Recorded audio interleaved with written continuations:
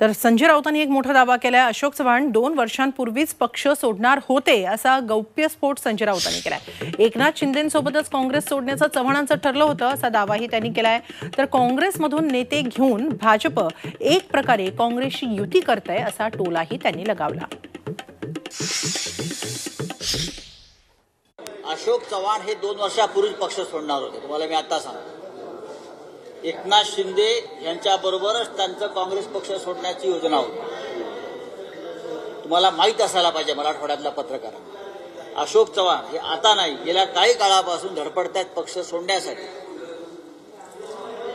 त्यांना आजचा मुहूर्त मिळाला असेल तर तो त्यांचा प्रश्न। त्यांनी काँग्रेसचं शुद्धीकरण चालवलेलं आहे।